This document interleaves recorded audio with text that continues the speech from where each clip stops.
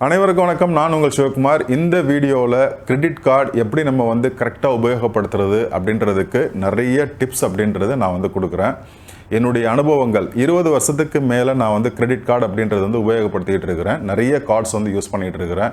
எங்கேயாவது நான் வந்து டிஃபால்ட் ஆகிருக்குதா அப்படின்னா டெஃபினட்டாக இல்லை. ஸோ வந்து அந்த கரெக்டான டிப்ஸ் அப்படின்றது வந்து உங்களுக்கு நான் இந்த வீடியோவில் ஷேர் பண்ணுறேன்.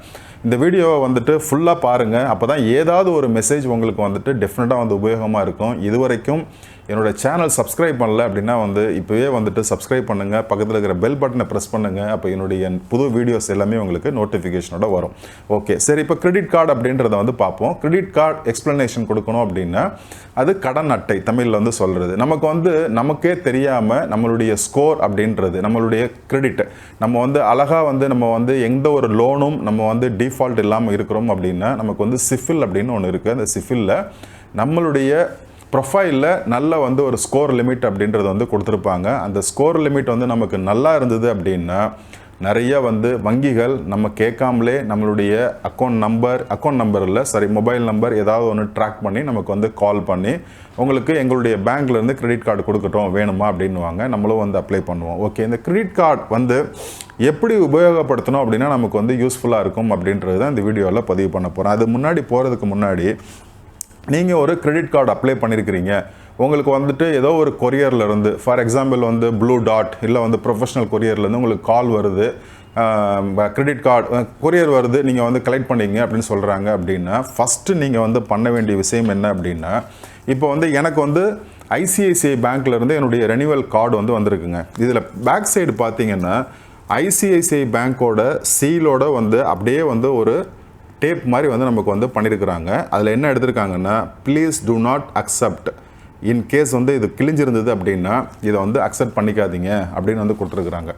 இதுதான் ரொம்ப ரொம்ப முக்கியம் ஃபஸ்ட்டு வந்து நம்ம வந்து கிரெடிட் கார்டு வாங்கும்போது. ஏன் அப்படின்னா இந்த கார்டு உள்ளதான் நமக்கு வந்து பேக் சைடில் சிவிவி நம்பர் அப்படின்றது இருக்குது. அந்த சிவிவி நம்பரை வந்து ட்ராக் பண்ணிட்டாங்க, ஒருவேளை வந்து கொடுக்கக்கூடியவங்க வந்து ட்ராக் பண்ணிட்டாங்க அப்படின்னா வந்து ஆன்லைன் டிரான்சாக்ஷன் வந்து பண்ணிட முடியும் அப்படின்றதுக்காக தான் இந்த சீல் வந்து இன்கேஸ் இதாக இருந்ததுன்னா வாங்காதீங்கன்றாங்க. அது நீங்கள் ஃபஸ்ட்டு வந்து கவனமாக வந்து இருந்துங்க. அண்டு செகண்ட் வந்து நீங்கள் வந்து கிரெடிட் கார்டு நீங்கள் வந்து சீல் ஓப்பன் பண்ணிங்க அப்படின்னா அதுக்குள்ளார வந்து டேர்ம்ஸ் அண்ட் கண்டிஷன்ஸ் ப்ளஸ் வந்துட்டு நிறைய வந்து ஒரு உங்களுக்கு என்ன கிரெடிட் லிமிட் கொடுத்துருக்குறாங்க, எப்போ ஸ்டேட்மெண்ட் பீரியட், இப்படி நிறைய விஷயங்கள் வரும். அது வந்து ஒரு ஃபார் எக்ஸாம்பிள் இப்போ எனக்கு வந்து ஒரு சிட்டி பேங்க்லேருந்து எனக்கு வந்து ஒரு ஸ்டேட்மெண்ட் அப்படின்றது நான் வந்து உங்களுக்கு ஒரு டெமோவுக்காக நான் எடுத்து வச்சுருக்கிறேன். இதில் வந்து இந்த கார்னரில் பார்த்தீங்க அப்படின்னா நமக்கு வந்து நிறைய விஷயங்கள் வந்து போட்டிருப்பாங்க. ஸ்டேட்மெண்ட் பீரியட் அப்படின்றது பில் பீரியட் இது, அதுக்கப்புறம் வந்துட்டு நம்ம வந்து எவ்வளோ பர்ச்சேஸ் பண்ணியிருந்தோமோ அதனுடைய லிமிட் அப்படின்றத போட்டிருப்பாங்க, பில் டியூ டேட் அப்படின்றத போட்டிருப்பாங்க, அவைலபிள் கிரெடிட் லிமிட் அப்படின்றத போட்டிருப்பாங்க, அவைலபிள் கேஷ் லிமிட் அப்படின்றத போட்டிருப்பாங்க, டோட்டல் பர்ச்சேஸ் அப்படின்றது வந்து போட்டிருப்பாங்க. இது எல்லாமே இங்கே வரும். அண்டு கீழே போனீங்கன்னா ரிவார்ட்ஸ் அப்படின்றது வந்து இருக்கும். இவ்வளோ டீட்டெயில்ஸு ஒரு ஸ்டேட்மெண்ட்டில் வந்துடும். டிஸ்கிரிப்ஷனில் பார்த்தோம் அப்படின்னா வந்து டீட்டெயில்டாக நம்ம வந்து ஒவ்வொரு இடங்கள்லையும் எவ்வளோ டிரான்சாக்ஷன் பண்ணியிருக்கிறோம் அப்படின்றது வந்துடுங்க. இதுதான் வந்து இந்த ஸ்டேட்மெண்ட் அப்படின்றது. ஸ்டேட்மெண்ட் வந்து மிக மிக முக்கியமானது. இப்போ இந்த கிரெடிட் கார்டில் என்ன நம்ம வந்து லேர்ன் பண்ணிக்க வேண்டியது இருக்குது அப்படின்னா, ஒவ்வொரு பேங்க்குமே பார்த்தோம் அப்படின்னா வந்து 45 to 50 days நமக்கு வந்து பீரியட் அப்படின்றது கொடுக்குறாங்க. ஃபார் எக்ஸாம்பிள் வந்து ஒரு ஸ்டேட்மெண்ட் அப்படின்றது வந்து ஜென்ரேட் ஆகிற டேட்டை பார்த்தோன்னா அதுக்கு நமக்கு ஆப்ஷன் கிடையாதுங்க. நம்ம வந்து அது வந்து எனக்கு நீங்கள் இந்த டேட்டில் கொடுங்க அப்படின்னு வந்து நம்ம வந்து அப்ளிகேஷன் சப்மிட் பண்ணும்போது நம்ம கேட்டோம் அப்படின்னாலும் அந்த ஆப்ஷனல் வந்து நமக்கு கிடையாது. பேங்க் டிசைட் பண்ணுறது தான். மேபி 14th அப்படின்னு ஒரு டேட் அவங்க ஃபிக்ஸ் பண்ணுறாங்கன்னு வச்சிங்களேன். அந்த 14th 45 days மினிமம் வந்து நமக்கு வந்து கிரெடிட் லிமிட் அப்படின்றது வந்து நமக்கு வந்து கொடுக்குறாங்க. ஸோ இந்த மந்த்து 14th வந்து பில் ஜென்ரேட் ஆச்சு அப்படின்னா நமக்கு வந்து பார்த்தோன்னா திரும்ப வந்து ஒரு 16 days டைம் கொடுத்து 30th நமக்கு வந்து பேமெண்ட் டியூ டேட் அப்படின்றது பண்ணுவாங்க. இதுக்குள்ளார நம்ம வந்து என்ன பண்ணணும் அப்படின்றத பண்ணிக்க வேண்டியது. இதில் மிக மிக முக்கியமாக வந்து நம்ம தெரிஞ்சிக்க வேண்டியது என்ன அப்படின்னா, நம்மளுடைய கிரெடிட் லிமிட்டுக்குள்ளார தான் நம்ம வந்து ஷாப்பிங் பண்ணுறது, பர்ச்சேஸ் பண்ணுறது அப்படின்றத பண்ணணும். ஃபார் எக்ஸாம்பிள் ஒரு புது கார்டு அப்ளை பண்ணுறீங்க, உங்களுக்கு 50,000 rupees கொடுத்துருக்குறாங்க அப்படின்னா நீங்கள் வந்து ஒரு 40,000 rupeesக்குள்ளார நீங்கள் வந்து ஸ்வைப் பண்ணுறீங்க அப்படின்னா உங்களுடைய ஸ்கோர் அப்படின்றது கரெக்டாக இருக்கும். 50க்கு மேலே போயிட்டீங்க அப்படின்னா ஃபர்ஸ்ட் ஆஃப் ஆல் அக்செப்ட் பண்ண மாட்டாங்க. ஆனால் வந்து ஓவர் லிமிட் அப்படின்னு உங்களுக்கு மெசேஜ் அப்படின்றது வந்துடும். அது வந்து ஒரு டிஃபால்ட் அப்படின்றதுல போயிடும். ஓகே, இப்போ 50,000 ருபீஸ் உங்களுக்கு கிரெடிட் லிமிட் கொடுத்துருக்குறாங்க. இதில் நீங்கள் என்னென்னலாம் பண்ண முடியும், எப்படிலாம் வந்து இதை கரெக்டாக உபயோகப்படுத்த முடியும் அப்படின்னா, இது எங்கெங்கெல்லாம் தேவை அன்றாட வாழ்க்கையில் அப்படின்னும் போது இன்றைக்கி வந்து எல்லாமே வந்துட்டு நமக்கு வந்து ஆன்லைன் அப்படின்ற ஒரு மோடுக்கு வந்து நம்ம போயிட்டோம். எந்த ஒரு இதை எடுத்தோம் அப்படின்னாலும் ஆன்லைன் பேமெண்ட் அப்படின்றது. ஸோ இந்த ஆன்லைன் பேமெண்ட் அப்படின்றதுல நம்ம கையில் பேங்க் பேலன்ஸ் இருந்தால் மட்டும்தான் டெபிட் கார்டில் நம்ம வந்து பண்ண முடியும். இன்கேஸ் நம்மக்கிட்ட வந்து பேங்க் பேலன்ஸ் இல்லை அப்படின்னும் போது இந்த கிரெடிட் கார்டு தான் நமக்கு வந்து நிறைய இடங்களில் வந்து உபயோகமாக இருக்குது. ஃபார் எக்ஸாம்பிள், ஐஆர்சிடிசியில் நீங்கள் ட்ராவல் பண்ணுறீங்க, ட்ரெயின் டிக்கெட் புக் பண்ணணும் அப்படின்னா நீங்கள் வந்துட்டு க்யூவில் போய் நிற்காமல் ஆன்லைன்லேயே பண்ணிக்கலாம். ஒரு ரெட் பஸ்ஸில் போய் நீங்கள் வந்து பஸ் டிக்கெட் புக் பண்ணணும், ஒரு லாட்ஜில் ஸ்டே பண்ணுறீங்க, புக் பண்ணுறீங்க, என்ன பண்ணணும் அப்படின்னாலும் நமக்கு வந்து ஆன்லைன் டிரான்சாக்ஷனுக்கு இந்த கிரெடிட் கார்டு அப்படின்றது ரொம்பவே உபயோகமாக இருக்கும், ஈவன் ஆஃப்லைன் அப்படின்றதுக்கு. ஓகே, இது எப்படி சரியாக உபயோகப்படுத்துறது அப்படின்றதுக்கு வந்து டிப்ஸ் கொடுக்கணும் அப்படின்னா, நீங்கள் வந்து 1 or 2 இல்லை வந்து 3 to 4 கார்ட்ஸ் வச்சுருக்கிறீங்க அப்படின்னா நம்ம மைண்டில் வந்து ஃபஸ்ட்டு தெரிஞ்சிக்க வேண்டியது என்ன அப்படின்னா, ஒவ்வொரு கார்டும் ஸ்டேட்மெண்ட் பீரியட் எப்போ அப்படின்றது வந்து நமக்கு வந்து ரொம்ப கிளியராக இருக்கும். இப்போ என்கிட்ட வந்து ஒரு 5 கார்டு வச்சுருக்கிறேன் அப்படின்னா, சிட்டி பேங்க் கார்டா 16th எவ்ரி மந்த், ஹெச்டிஎஃப்சி கார்டா 14th, ஐசிஐசிஐ பேங்க்கா 20th, எஸ்பிஐ கார்டா 1st, இப்படி இண்டஸ்இன் கார்டா 3rd. இந்த மைண்ட் செட்டு கரெக்டாக நம்ம வச்சுருந்தோம் அப்படின்னா நம்ம வந்து ஒரு ஷாப்பிங் பண்ணும்போது வந்துட்டு நம்மளுடைய டேட்டு நமக்கு வந்து வந்த உடனே ஓகே இப்போ இந்த கார்டில் நான் பண்ணேன் அப்படின்னா எனக்கு 45 days வந்துட்டு கிரேஸ் பீரியட் இருக்குது, நாட் கிரேஸ் பீரியட் இருக்குது அப்படின்றது பண்ண முடியும். இப்போது ஸ்டேட்மெண்ட் பீரியட் வந்து ஃபார் எக்ஸாம்பிள் 14th சொல்லியிருக்கிறாங்க, நீங்கள் போயிட்டு 13th நீங்கள் போயிட்டு ஒரு ஆன்லைன் டிரான்சாக்ஷன் இல்லை ஒரு ஆஃப்லைன்லேயே நீங்கள் வந்து ஒரு ஸ்வைப் பண்ணுறீங்க ஒரு அமௌண்ட் அப்படின்னா நெக்ஸ்ட்டு டேவே உங்களுடைய பில்லில் ஜென்ரேட் ஆகிடும். நீங்கள் 45 days அதுக்கு கிடைக்காது. இந்த 45 days முழுசாக எப்போ கிடைக்கும் அப்படின்னா இந்த 14th பில் ஜென்ரேஷன் டேட்டு நீங்கள் வந்து 15th நீங்கள் போய் பண்ணீங்க அப்படின்னா அதுக்கு 45 days கிடைக்கும்.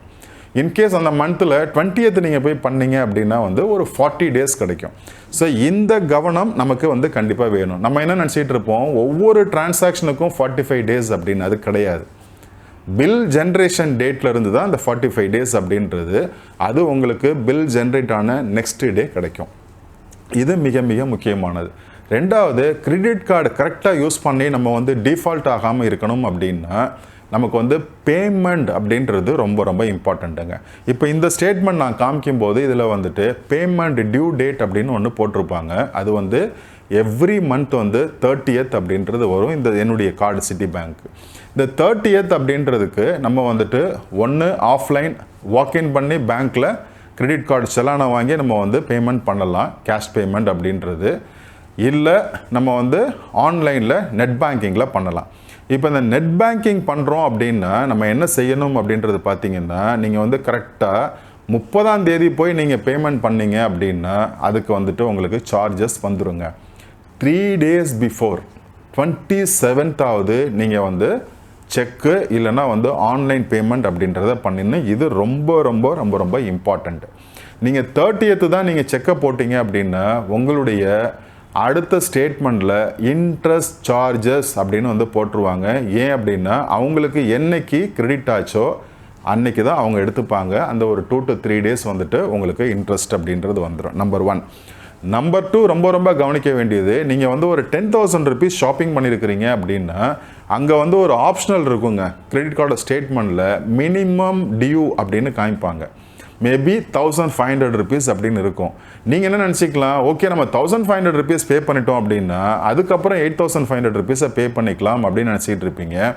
அங்கே தான் பிரச்சனை அப்படின்றது ஸ்டார்ட் ஆகும். நான் தெளிவாக சொல்கிறேன். நான் 10,000 rupees நம்ம வந்து அப்படியே 100% 10,000 rupees வந்து பிஃபோர் டியூ டேட் நம்ம பண்ணிட்டோம் அப்படின்னா தான் நமக்கு வந்துட்டு டிஃபால்ட்லேயும் போக மாட்டோம். நமக்கு வந்து அந்த கரெக்டாக வந்து இன்ட்ரெஸ்ட் இல்லாமல் இந்த பெனிஃபிட்டை நம்ம உபயோகப்படுத்த முடியும். இன்கேஸ் நீங்கள் 1,500 rupees பே பண்ணிருக்கிறீங்க அப்படின்னா நெக்ஸ்ட் மந்த் உங்களுக்கு வந்து பில் ஜென்ரேட் ஆகும்போது 8,500 rupees பேலன்ஸுக்கு அப்படியே வந்து டே பேசிஸில் இன்ட்ரெஸ்ட் போட்டிருப்பாங்க. அது ரொம்ப ஜாஸ்தியாக வந்து வரும். வெளியில் நம்ம இன்ட்ரெஸ்ட்டுக்கு வாங்குறத விட ஜாஸ்தியாக வரும். நம்பர் 1. நம்பர் 2, நம்ம கவனம் இல்லாமல் அந்த 1,500 rupees பே பண்ணிவிட்டு 8,500 rupeesக்கு நம்ம வந்து பேலன்ஸ் வச்சுட்டு திரும்ப அதுக்கப்புறம் போயிட்டு நம்ம ஒரு 5,000 rupeesக்கு நீங்கள் ஷாப்பிங் பண்ணியிருக்கிறீங்க அப்படின்னா என்டையர் அமௌண்ட்டுக்கு டே பேசிஸில் இன்ட்ரெஸ்ட் அப்படின்றது போடுவாங்க. தேர்ட், அந்த பில் ஜென்ரேட் ஆனதுலேருந்து அதுக்கப்புறம் நீங்கள் எத்தனை நாள் எடுத்துக்கிட்டீங்களோ 14th ஜென்ரேட் ஆகுது, 8,500 rupeesக்கு இன்ட்ரெஸ்ட் போட்டு வருது, ஒரு 10,000 rupeesனு வருது. நீங்கள் பில் வந்த உடனேயே ஸ்டேட்மெண்ட் உங்கள் கைக்கு வந்த உடனே நீங்கள் பேமெண்ட் பண்ணிட்டீங்க அப்படின்னா 1 or 2 daysக்கு வந்துட்டு இன்ட்ரெஸ்ட் போடுவாங்க. இன்கேஸ் நீங்கள் அதுலேயும் உங்களுக்கு வந்து டியூ டேட் 30th வரைக்கும் காமிக்கிறாங்க அப்படின்னு நீங்கள் 30th நீங்கள் போய் பண்ணீங்க அப்படின்னா பில் ஜென்ரேட் ஆன 14thலேருந்து 30th வரைக்கும் வந்துட்டு திரும்ப வந்து அடுத்த பில்லில் உங்களுக்கு இன்ட்ரெஸ்ட் அப்படின்றது வந்துடும். இது எல்லாம் எங்கே அஃபெக்ட் ஆகும் அப்படின்றது பார்த்தீங்கன்னா உங்களுடைய சிஃபில் ஸ்கோரில் அஃபெக்ட் ஆகிடும். இன்னொன்று, டே பேசிஸில் போடக்கூடிய இன்ட்ரெஸ்ட் அப்படின்றது வந்துட்டு நீங்கள் வந்து எதிர்பார்க்காத அளவுக்கு வந்து இருக்கும். அப்போ இந்த கிரெடிட் கார்டை கரெக்டாக யூஸ் பண்ணணும் அப்படின்னா நம்பர் 1 தெரிஞ்சிக்க வேண்டியது உங்களுடைய லிமிட்டுக்குள்ளார பண்ண வேண்டியது, அண்ட் மைண்டில் பில் ஜென்ரேஷன் டேட் அப்படின்றது தெரிஞ்சிக்க வேண்டியது. 3வது, பேமெண்ட் அப்படின்றது 3 days பிஃபோர், லாஸ்ட்டாக வந்து டியூ டேட் போட்டிருக்கிறதுல 3 daysக்கு முன்னாடி பண்ணுறது, அண்ட் 100% பேமெண்ட் அப்படின்றது பண்ணுறது. இது ரொம்ப ரொம்ப இம்பார்ட்டண்ட்டு. இது இருந்தால் கிரெடிட் கார்டு ரொம்ப வந்து யூஸ்ஃபுல்.